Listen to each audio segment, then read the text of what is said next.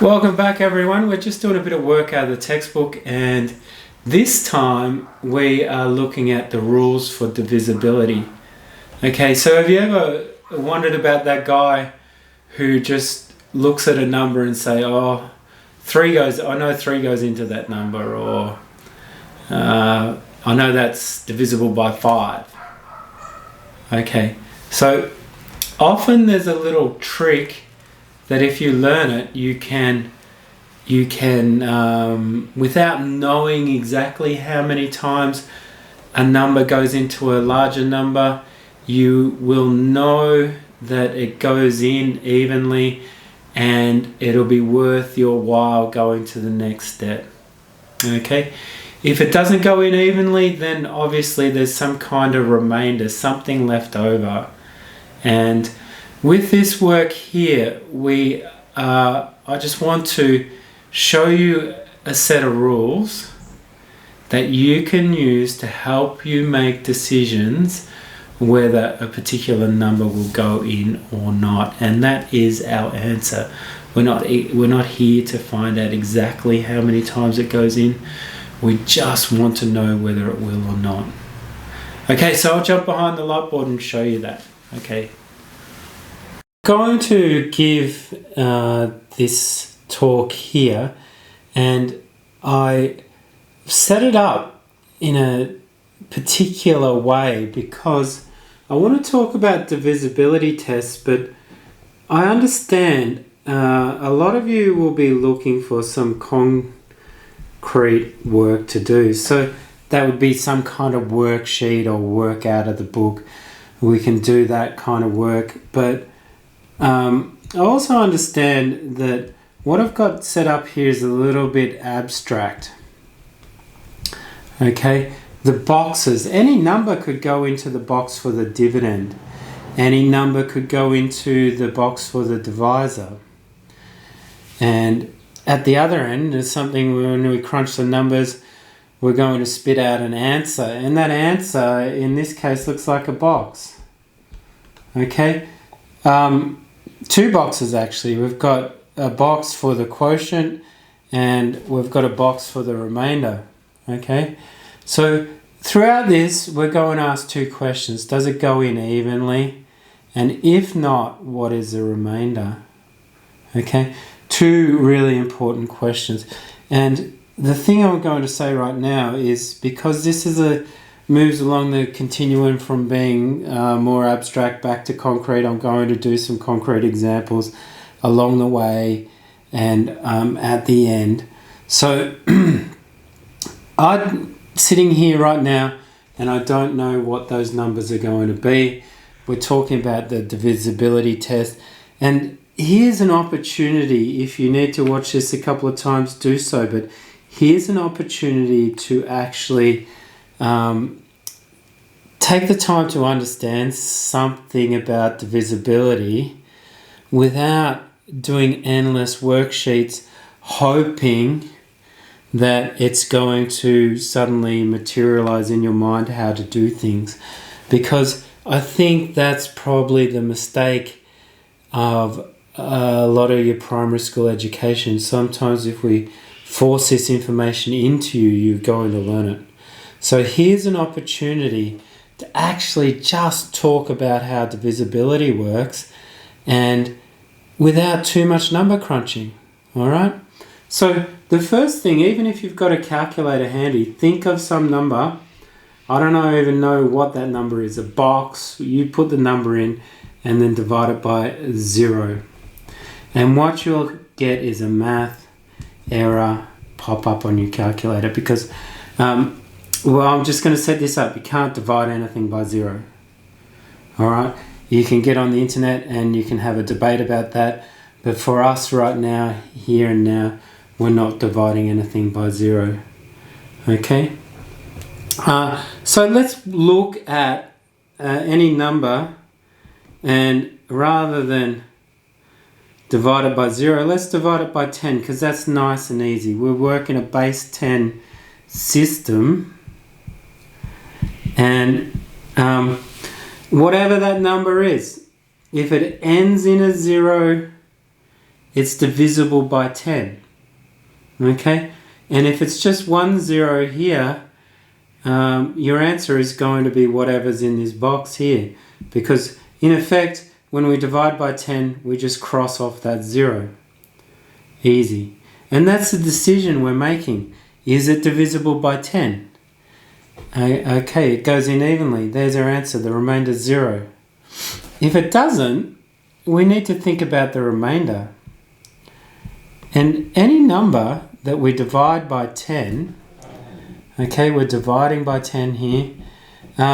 If there is a remainder, there might be 1 left over, there might be 2 left over, 3, 4, 5, 6, 7, 8, 9. They're going to be our remainders if we divide by 10. Okay? Kind of simple in a way. There won't be any remainder for 0 and there won't be remainder for 10 because that means the number goes in evenly. Okay? So they're the types of things I want you to think about. What will the remainder be? It could be any number from 1 through to 9 as a remainder if we're dividing by 10. Okay, so really quickly, let's think of another example here where it's almost the same. Let's divide whatever that number is by 5, okay? And there's a quick little check, and our check is the last digit on that number, doesn't matter how big it is, needs to be 0 or 5. Okay? That's the way I want you to think about it. Now, if we're dividing by 5, what will our remainders be? It won't be as big as the last list, but it will be, we might have a 1, we might have a 2, a 3, a 4, and we won't have a 5. Okay, because that means it goes in evenly.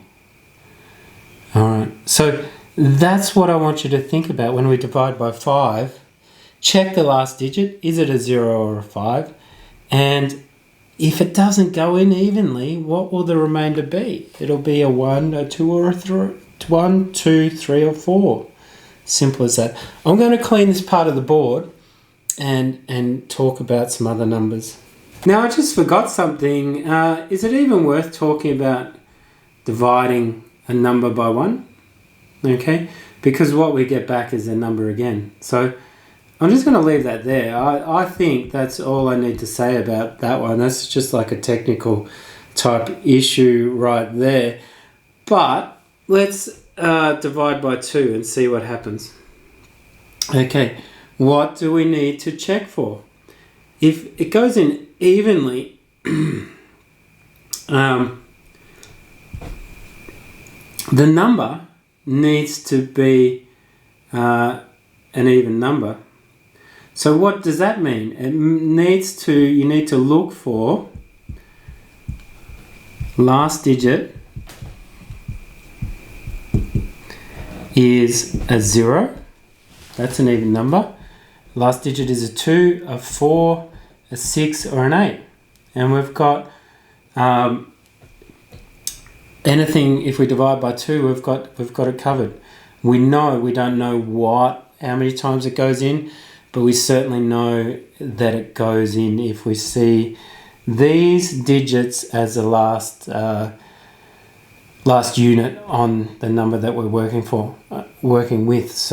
And how's this for the remainder? It's only ever going to be 1. Okay? When we're dealing with an odd number. Okay?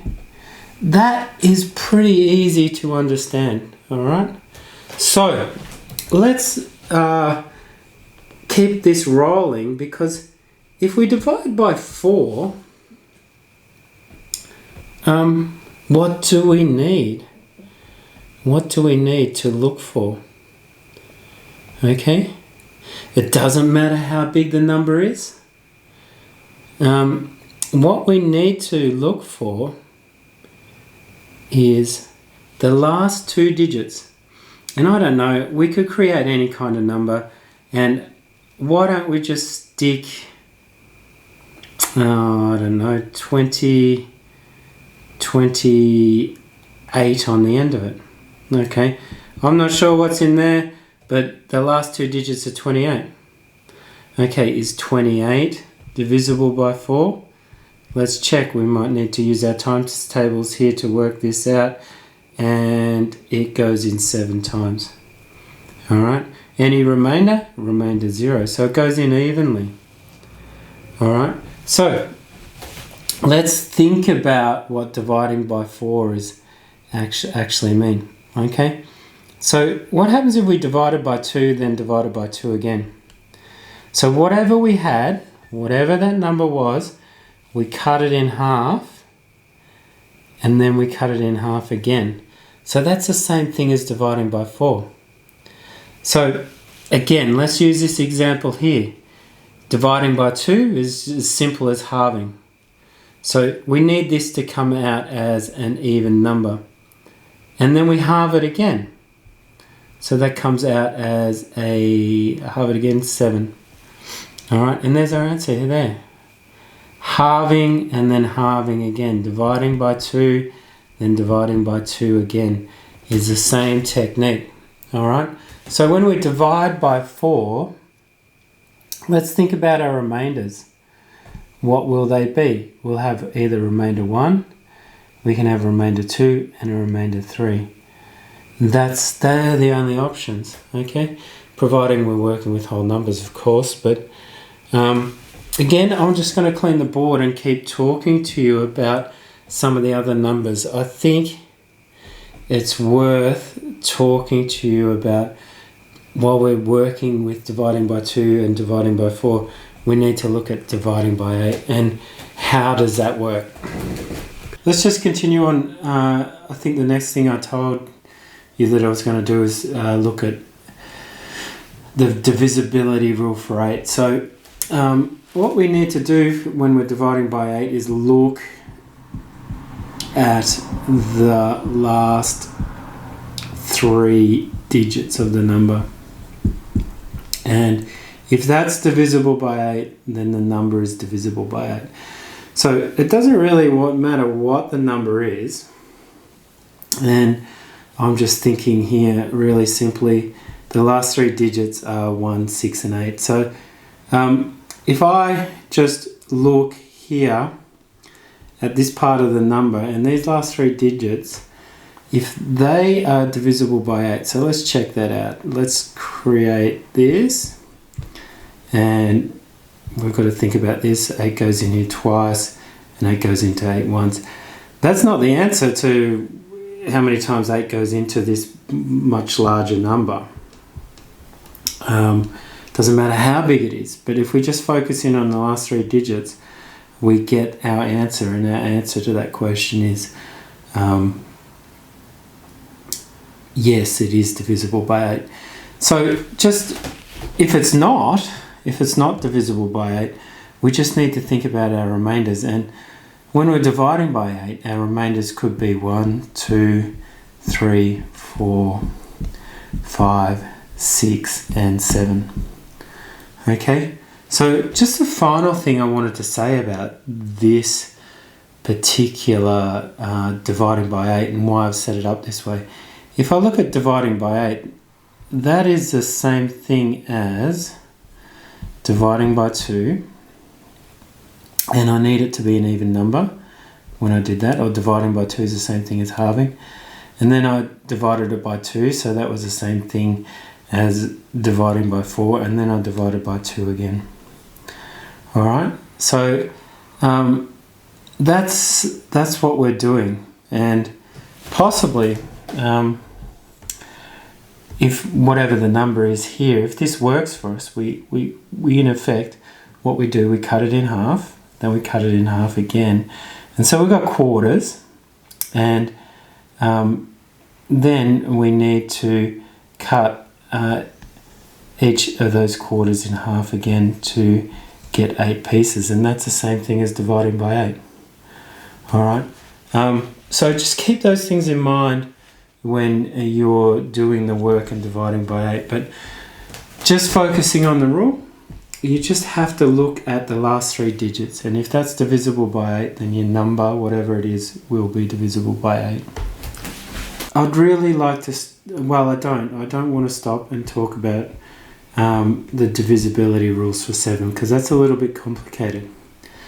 What I want to do is talk about the divisibility rule for 6, but before I do that, I think it's important that we understand that 6 is 2 times 3. So we've talked about the divisibility rules for 2, and we should stop and talk about the divisibility rule for 3. So whenever we're dividing a number by 3, let's work out the remainders, right? That's pretty easy by now. I hope you're seeing the patterns. The remainders will be 1 and 2. That's it. All right. So let's concentrate on, we want to answer this question. Does it go in evenly? Okay. So let's look at the rule. And the rule for 3 is the sum of the digits must be divisible by 3. All right, so what does that mean? So let's pick a number up here. Let's make that 2, 1, and 6, for example.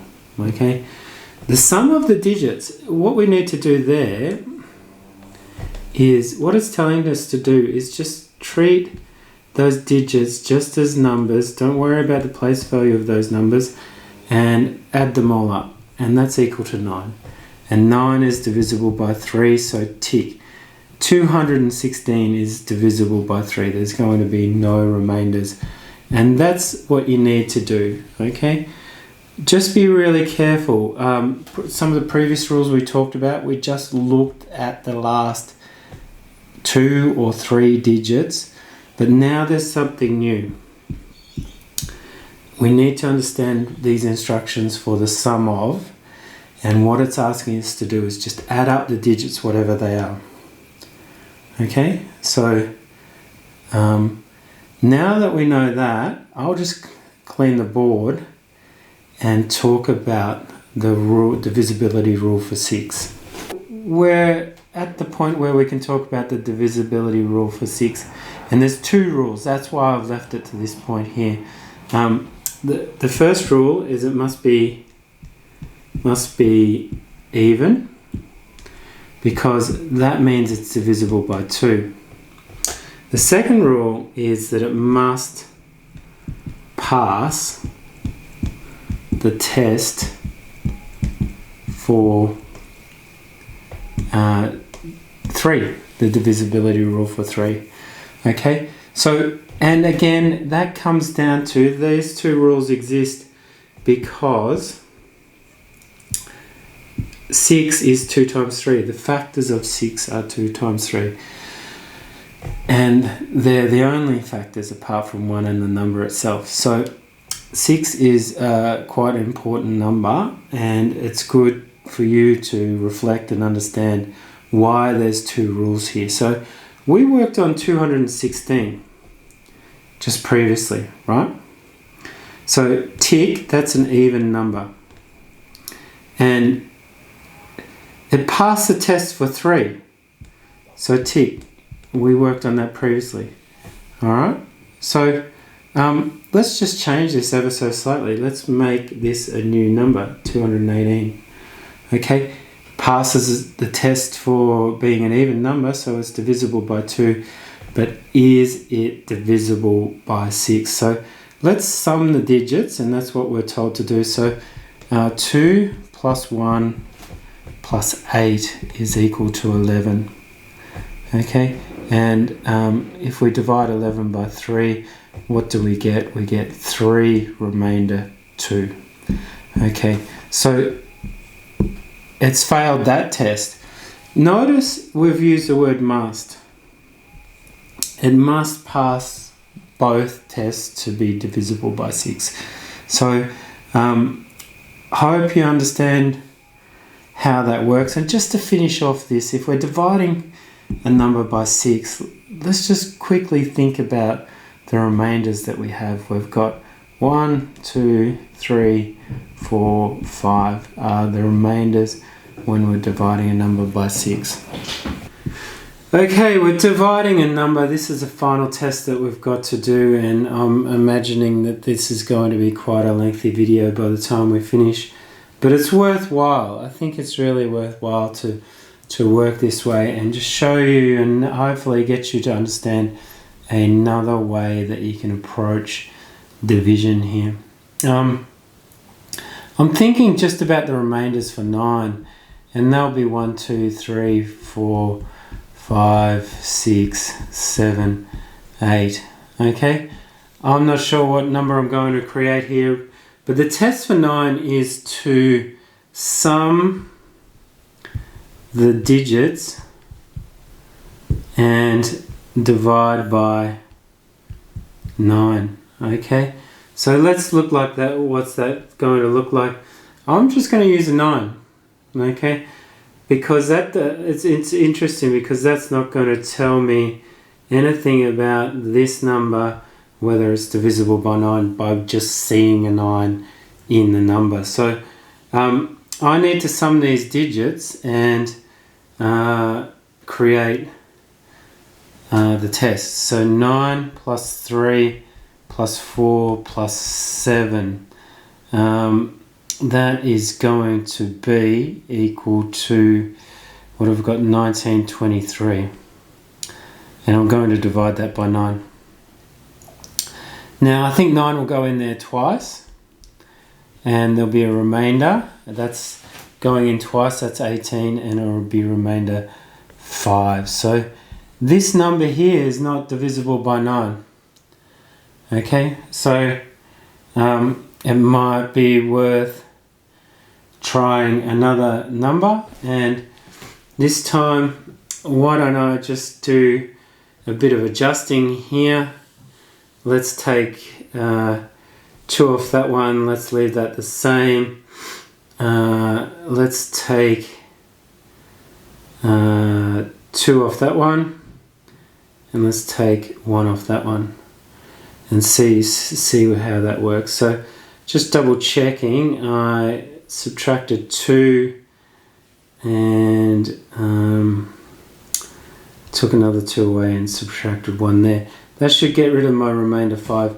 Let's double check. 7 plus 3 plus 2 plus 6. Summing those digits, and I'm at 18.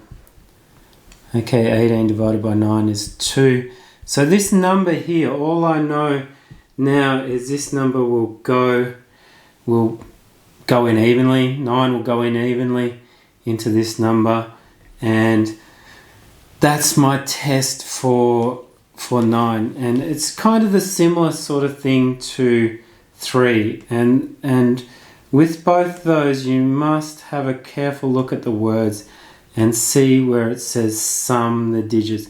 Sum just means add up, okay, and that's what you got to do.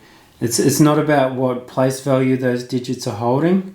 It's about just looking at the numbers and adding them together to create a new sum, and that will tell you if the original number is divisible by 9.